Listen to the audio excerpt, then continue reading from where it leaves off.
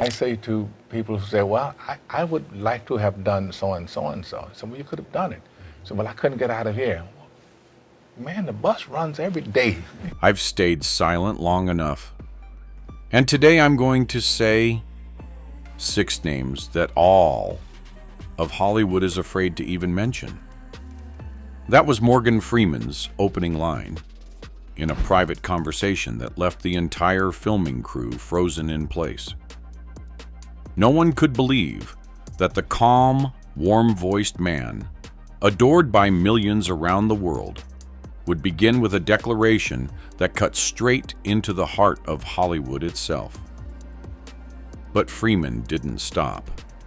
He straightened his back, his aging but razor-sharp eyes seeming to look straight through the past, and continued, "I respect talent, but I cannot respect the way they behave." At 88, with a career long past the point of being measured as success and now considered legacy, Freeman finally broke the wall of silence he had held for decades. He revealed that there are 6 actors, 6 towering icons whom he never wants to work with again. The shock wasn't the number 6. It was the fact that every single one of those names belongs to Hollywood's untouchable elite. And the story he was about to tell began with one man, one legend, whom no one would ever imagine Freeman placing on his blacklist. Robert De Niro, the cold genius I could never get close to. At 88, when many memories have faded under the dust of time, Morgan Freeman still remembers clearly the first time he worked with Robert De Niro. In the cramped costume fitting room for the big wedding 2013, Freeman said that De Niro walked in with such a cold presence that it seemed to pull the atmosphere down with him. No greeting, no friendly glance, only the most minimal nod. Freeman said that in that moment, he felt as if he were standing before a stone wall, silent, heavy, and completely out of reach. The coldness did not come from personal dislike, but from the extreme acting philosophy De Niro had followed all his life, the Stanislavski method. He immersed himself so deeply into his character that he avoided any connection outside the role. Freeman, however, followed a natural acting approach, believing that genuine connection between actors gives a scene its soul. But the two opposite styles did not blend. They clashed. Freeman recalled that during the entire first week, De Niro barely spoke to him beyond their scripted lines. During breaks, while other actors chatted and exchanged ideas, De Niro quietly left the room as if living in a completely separate world. Freeman remained courteous and even tried once to start a conversation. "How did you feel about the last scene?" he asked. But De Niro only glanced at him and replied, "I'll let the character answer when we're filming." Freeman laughed later as he told it. "At that moment, I knew we would never really work together." What Freeman remembers most was not the coldness, but a single scene that dragged on for hours simply because De Niro didn't feel the energy was right. It was a simple family dinner scene, nothing complicated. Yet De Niro suddenly asked to stop filming. No one knew what was happening.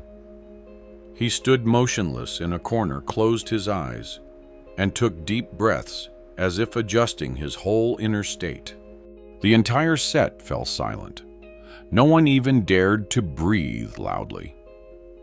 5 minutes passed, then 10, then 20.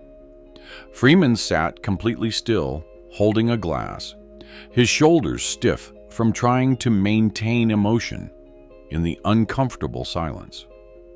When the director was finally ready to resume, De Niro simply said, "Everyone's off rhythm. We'll do it again."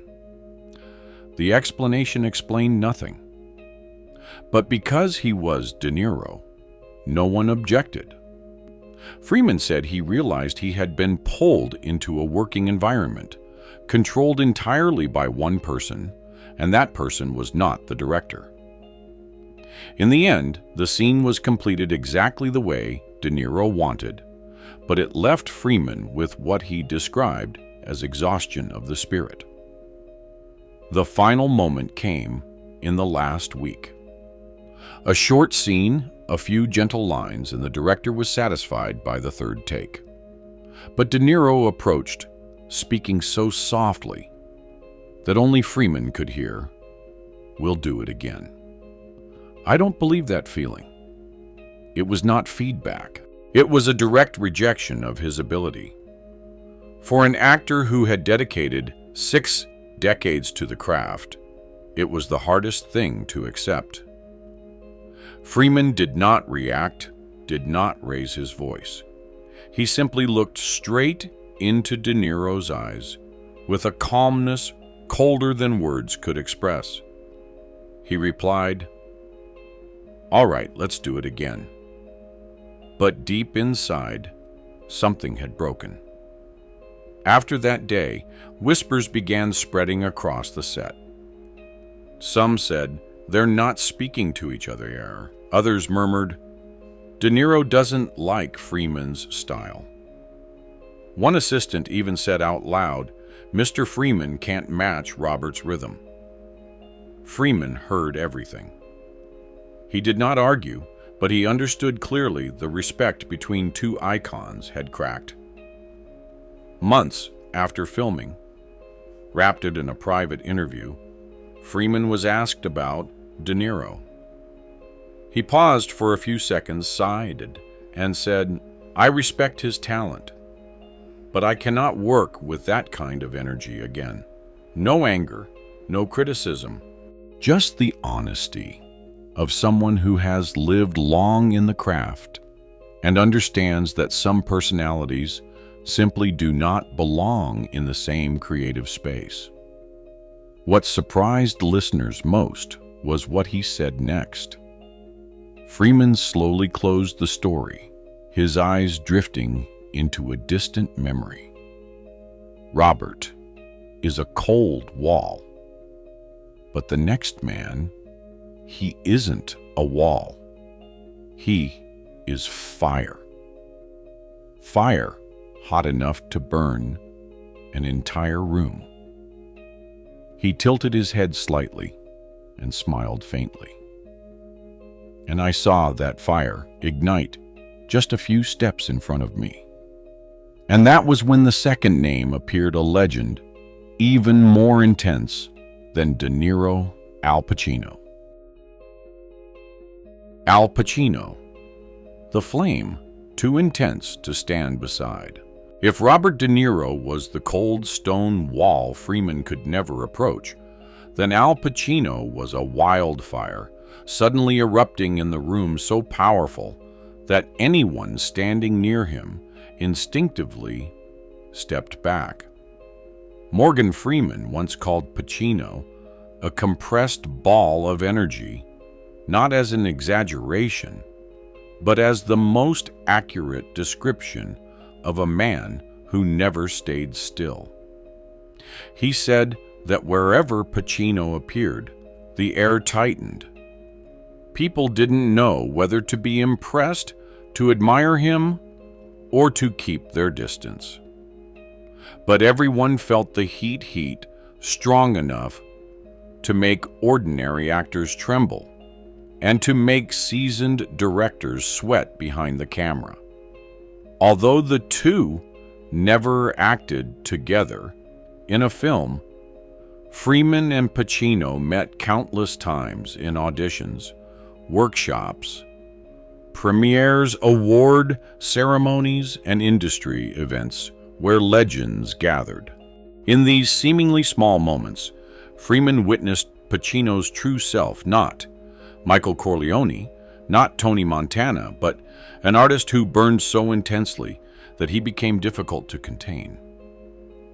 Freeman said that once, backstage at a film festival, he watched Pacino walk by. The man didn't walk, he surged forward like a storm. His eyes were fierce, his hands constantly moving, his breathing loud enough to hear. The staff spontaneously stepped aside as if avoiding a high-voltage current.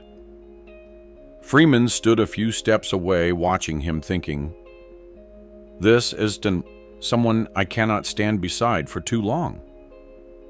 But the moment he remembers most happened during a script reading session, an informal rehearsal, where A-list actors were occasionally invited to help shape tone and emotion for new projects.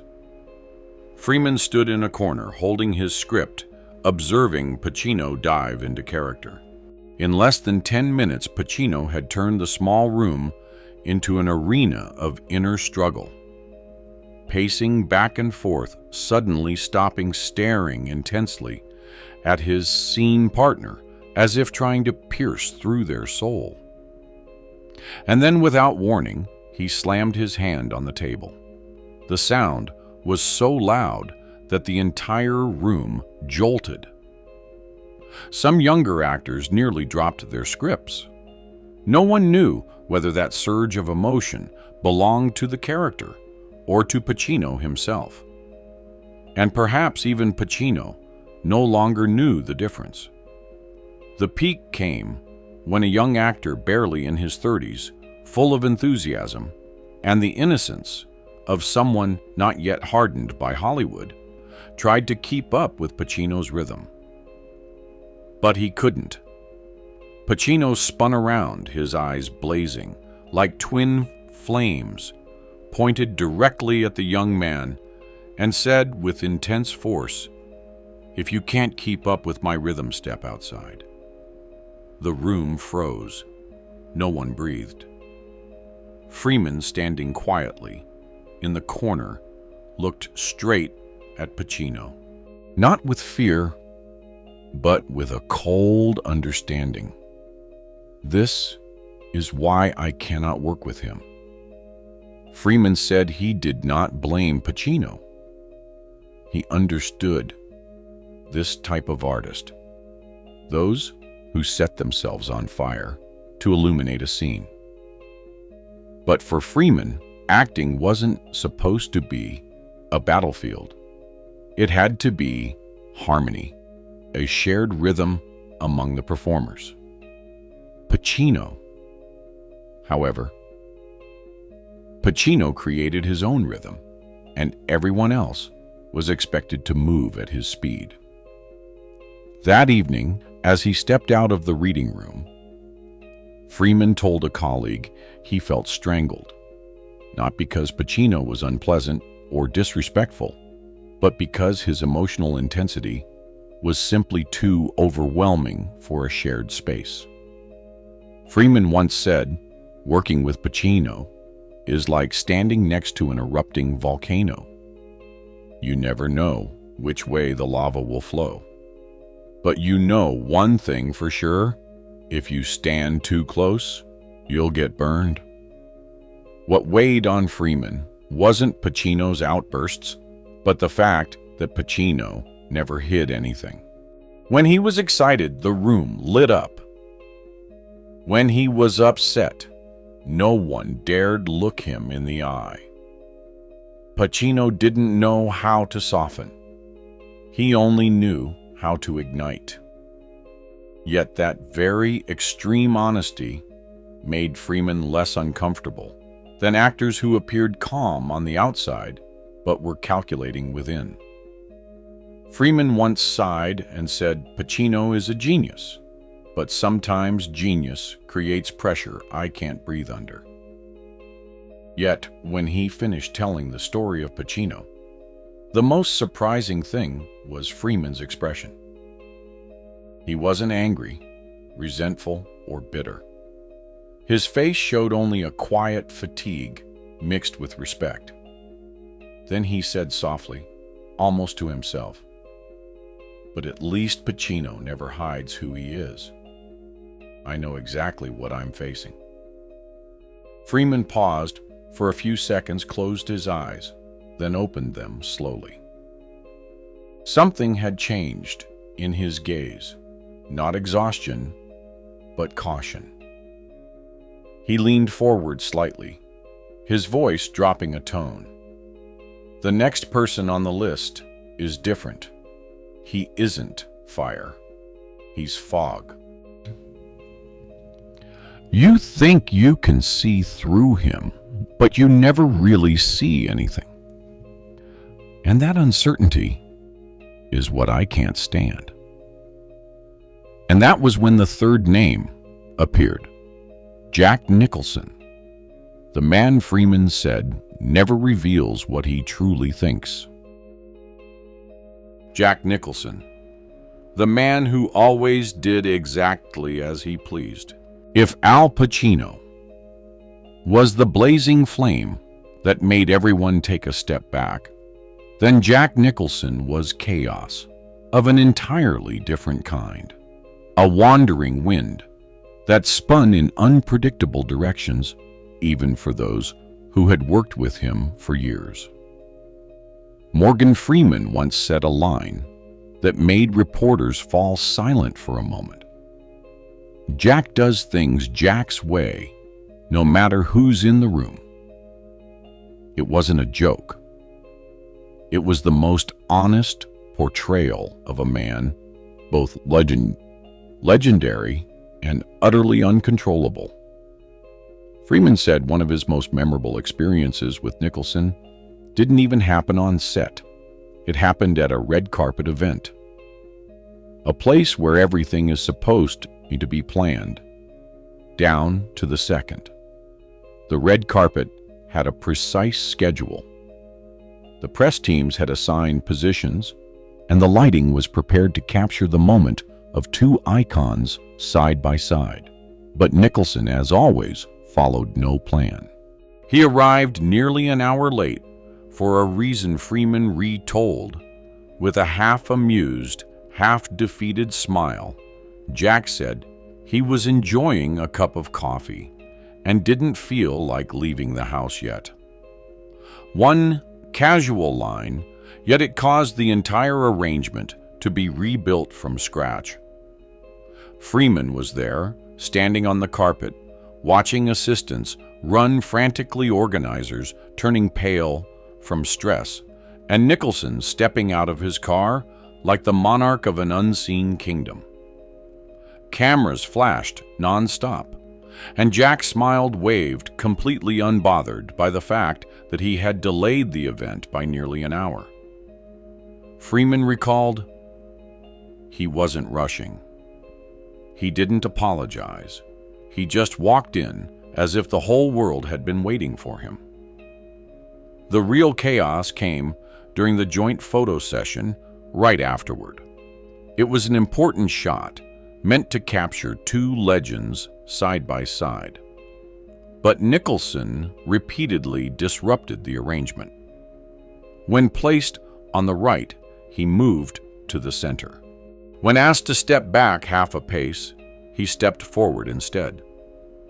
When the photographer asked him to tilt slightly for better lighting, Nicholson laughed loudly and turned the opposite way. Freeman stood beside him, maintaining his signature calm, but inside, he knew Nicholson was playing the role of Jack Nicholson, a role only he could perform. Each joke, each raised eyebrow, each step he took felt like he was directing the room. And then the peak hit, when Nicholson refused to pose for any more photos. He shrugged and said casually, "I'm not standing here unless something actually inspires me." The atmosphere froze. Freeman's team rushed toward him. Nicholson's team blocked them, and a tense standoff formed. Not shouting, not anger, but a quiet, tight tension between two groups determined to protect their star. Freeman watched silently. He didn't say a word, but his eyes revealed one thing: his patience had reached its limit. Nicholson, meanwhile, reacted differently. Just when tension peaked, he let out a loud, booming laugh, full of energy and challenge. It was the kind of laugh Freeman described as the laugh of a man who knows no one can make him do what he doesn't want to do. And indeed, Nicholson had never lived by anyone's expectations but his own. He broke rules, mocked them, then stepped over them with proud defiance. Freeman didn't deny that it took a certain brilliance to live like that, but it wasn't a brilliance he wanted to face every day. When leaving the photo session, Freeman walked very slowly. He remembered the sky was dimming, and the last light of the day reflected on his face, giving him the feeling he had just walked out of a chaotic stage where Nicholson was the star. A friend asked him, "Do you dislike Jack Freeman?" Simply smiled and shook his head. "I don't dislike Jack. I just don't want us to repeat the experience." What surprised everyone was that Freeman didn't stop there. He added a line that hushed the room. "But compared to the next person, Jack is still easier to handle." A simple sentence, but one that introduced a deeper, darker layer of the list of 6 names Freeman had kept private for years. Freeman lifted his gaze as if seeing a memory he wished to forget but could not. His voice dropped for the first time, carrying a quiet heaviness.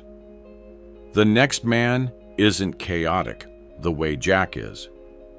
He is the kind of chaos that can change an entire project and the people beside him. And the next name he mentioned was Mel Gibson, a man Freeman called a talent so massive the world steps back, but intense enough that I never dared step any closer. Mel Gibson, a brilliance that could ignite an entire room. In the list of people who exhausted Morgan Freeman, no one left a deeper mark than Mel Gibson. Not because the two ever argued, nor because of any direct conflict on set. Ironically, Freeman and Gibson had never even worked together. But that was precisely what showed how serious the issue was. Mel Gibson was the only person Freeman ever refused to collaborate with, a fact that Hollywood magazines discussed for years. Freeman said that the first time he was invited to join a project directed by Gibson, he expected it to be a meaningful experience. At the time, Gibson was at his peak. Braveheart had become a landmark. The Passion of the Christ had divided critics and audiences, but still earned widespread respect for his artistry. Freeman never denied Gibson's talent, but as he read the script, he sensed something was wrong. A heavy presence of personal ideology woven into the story, pulling it away from pure artistic intent. Freeman said plainly, without avoiding the point, "I can't be part of a film that puts personal ideology above the story." A gentle sentence, but carrying a monumental decision. Hollywood didn't understand why would a veteran like Freeman turn down a rising powerhouse like Gibson? The questions spread through headlines, sparked discussions, and fueled speculation. But Freeman stayed silent. He didn't criticize, didn't explain. He knew explanations sometimes only add to the chaos. Then the scandals broke. Mel Gibson fell from the bright spotlight into a chasm of his own making. Leaked recordings, troubling personal incidents, public outbursts, captured and spread across the media. Hollywood was stunned. The public reacted intensely. And people turned back to Freeman, the man who had declined to work with Gibson long before. Many reporters asked whether he felt his decision had been the right one. Freeman answered with a short line, sharp enough to cut through every excuse. Talent can't cover a dangerous mind. Mel Gibson was talented. No one denied that. But his talent came with emotional volatility so strong it could weigh down an entire production in minutes. Freeman once said that a film is not only art, it is a human environment, and in that environment, one person's emotional state can spread like invisible smoke. The real turning point came years later, when Gibson attempted a Hollywood comeback and sent Freeman a second invitation to collaborate. By then, Gibson's life had been overshadowed by controversy, his reputation fractured, but his talent still intact. Some believed Freeman would say yes, that artists cared more about creation than safety. But no, this time Freeman did not answer. No rejection, no explanation, just silence. And that silence sent ripples through Hollywood. People debated for months. Some said Freeman was abandoning a colleague in crisis. Others claimed he was taking a side. But Freeman knew silence is sometimes the clearest answer. Years later, when asked again why he hadn't responded, he said a line that chilled everyone with its honesty. "I cannot attach my name to someone who makes an entire crew uneasy." He didn't call Gibson dangerous. He didn't call him harmful. He simply said uneasy. A soft word, but a haunting one. Because in filmmaking, unease means people cannot work, cannot give their best, cannot trust the eyes looking back at them. Freeman admitted he did not dislike Mel Gibson. He respected him, even admired him in some ways. But he said Gibson carried a kind of energy that kept others on guard, an energy bright, powerful, beautiful, yet capable of burning everything around it. "Mel is fire," Freeman said, "and the most beautiful flame is often the most dangerous." But the most surprising part of the story came in the final line Freeman dedicated to Gibson, a line that made everyone listening raise their head wanting more. Freeman said, "Yet Gibson's intensity is still easier to understand compared to the next person." He paused for a few seconds, as if recalling a familiar face, a memory sweet and bitter at the same time. Then he said softly, "The next person was once family to me." And that name was Will Smith, the man Freeman called the younger brother I trusted the most, but also the one who disappointed me the most. Will Smith, from cherished brother to an unbridgeable distance. Among the 6 names Morgan Freeman mentioned, Will Smith was the one that weighed on him the most. Not because of professional conflict nor on-set disagreements, but because their relationship was once warm and genuine. Will Smith had often stood before cameras and proudly declared Morgan Freeman his mentor, the guide who taught him to view acting through the heart rather than through fame. And Freeman, with the calm of a seasoned man, believed Smith was part of the next generation, the one to carry Hollywood's positive spirit into a new era. Freeman said he saw in Will Smith something Hollywood rarely possessed: positivity, friendliness, passion for the craft, and the ability to inspire audiences. For years, Freeman referred to Smith as the younger brother who could brighten any room. They did not work together often, but whenever they met, Will greeted him with a warm embrace, a bright smile, and genuine care like family. Freeman treasured it deeply, even saying once that Will Smith gave him hope for Hollywood's future. Then the 2022 Oscars happened. The moment Will Smith stepped onto the stage and struck Chris Rock in front of millions was not just a shock, it shook the core of global entertainment. News debates and reactions erupted like a storm.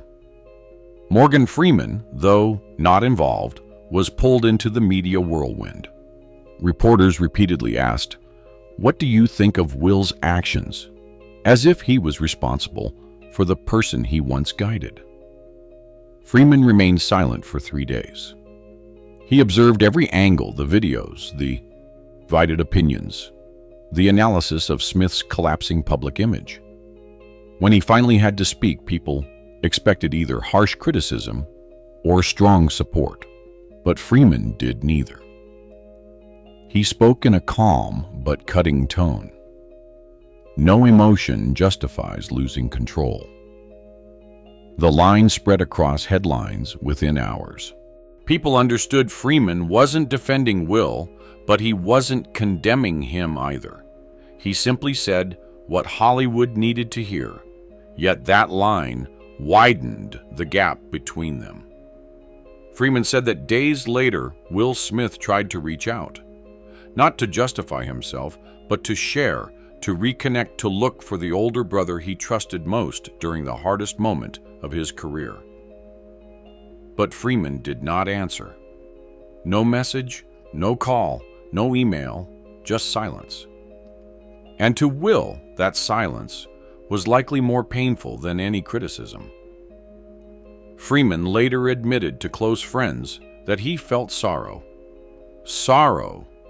that a public figure could fall in seconds of lost control, sorrow that someone he once believed to be the light of a new era allowed inner turmoil to dictate his actions.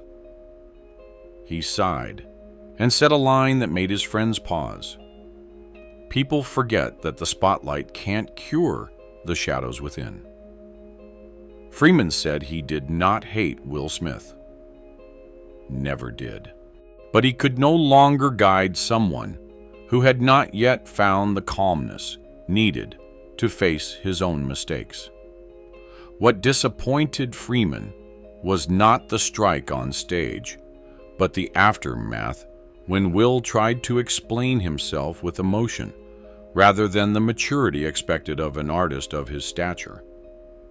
In a small gathering, when asked if he was being too strict, Freeman shook his head and said, "An actor can lack many things, but they cannot lack respect. Respect for themselves, respect for their colleagues, respect for the eyes watching them." Will Smith lost that respect on the Oscars stage.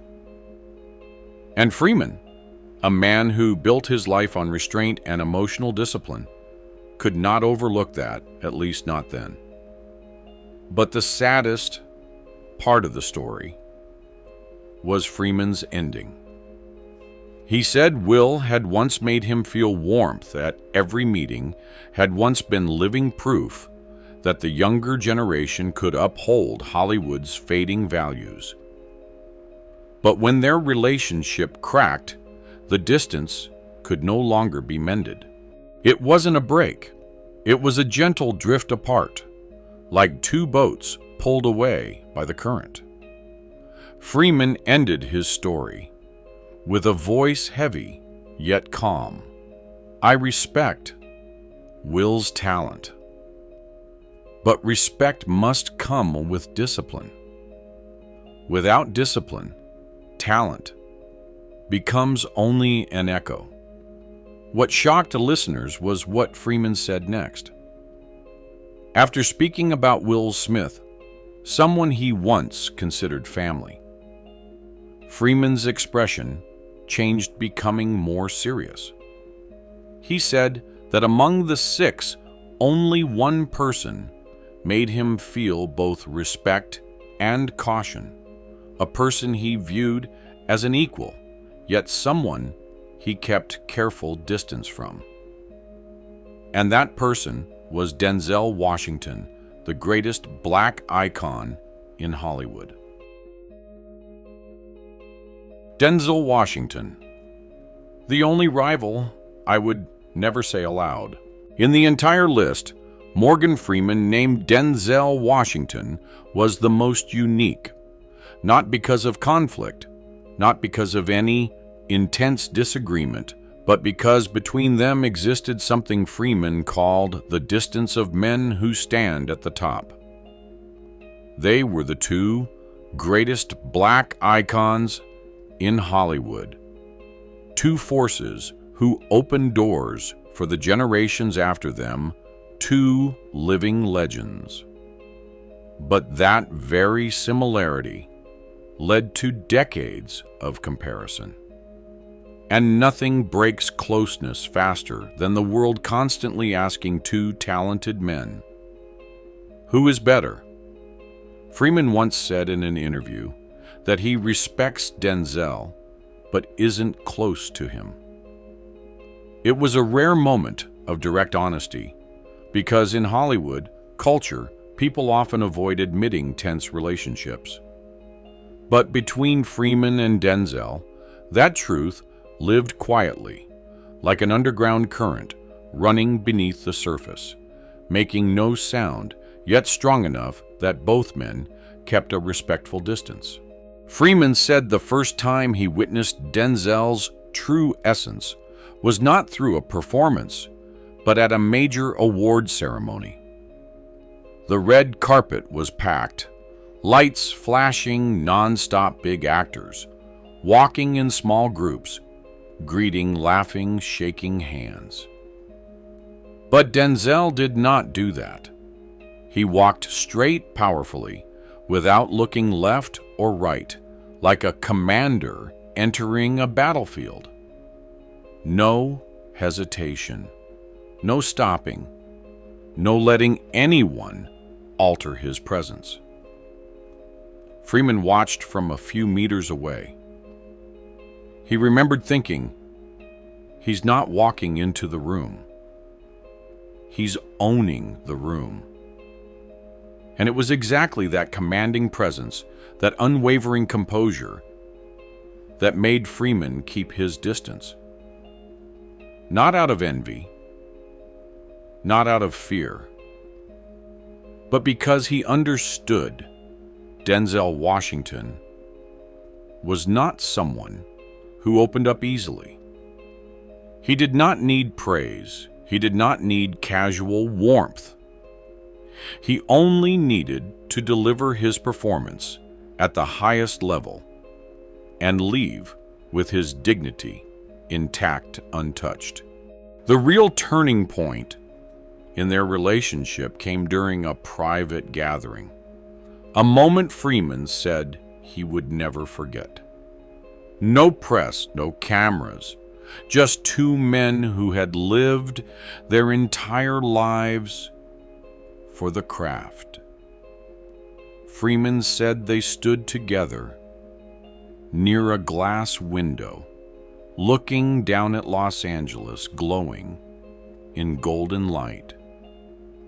Denzel stayed silent for a long time before speaking, and the sentence he finally said struck Freeman like a blade through the air. You and I walk the same road, but we do not walk together. It wasn't an insult. It wasn't cold distance. It was the statement of a man fully aware of his position and of the man standing beside him. An acknowledgement that they shared the same map, but not the same pace or philosophy. And between two strong men like them, there was no space for dependence, reliance, or forced closeness. That sentence carved itself into Freeman's memory. For years, it remained a small wound that never completely healed, a mixture of admiration and caution. Denzel was the type of man who commanded respect, but the kind of respect that didn't come with closeness. He was a fortress, standing alone in the desert, needing no supporting walls. Freeman admitted he didn't dislike Denzel. In fact, he considered him one of the most disciplined actors Hollywood had ever seen. But when asked about the possibility of being friends, Freeman simply said, "We could never sit at the same table and share a drink." A simple sentence, yet revealing a harsh truth. Some people are so extraordinary that they cannot coexist comfortably in a personal space. Not because of hostility, but because each is an entire world on his own. Throughout his career, Freeman met all kinds of actors. The loud ones, the cold ones, the brilliant ones, the chaotic ones. But when he spoke of Denzel Washington, he let out a long breath as if carrying things that words could never fully capture. He is the only man who makes me feel both respect and the need to keep my distance. And when the story about Denzel ended, Freeman said nothing more. He gazed into the distance as if looking through decades of lights' applause and immortal performances. Then he spoke his final line, soft as wind, heavy as stone. The line that closed the list of 6 names he had kept to himself for so many years. Hollywood was not built on light. It was built on shadows. Shadows of fame, shadows of human nature, shadows of relationships that could never be fully explained. And for the first time, and perhaps the last, Morgan Freeman revealed the truth about the people who made him step back, stay silent, or carry unspoken thoughts throughout a lifetime in the arts. At 88, Morgan Freeman no longer needed to prove anything. He was no longer swayed by public opinion, nor bound by Hollywood's unspoken rules. What he revealed was not meant to attack anyone, not to stir drama, and certainly not to diminish others. It was simply the truth of a man who had lived his life between the light and the darkness of the craft, a truth he kept for years, until the moment finally arrived.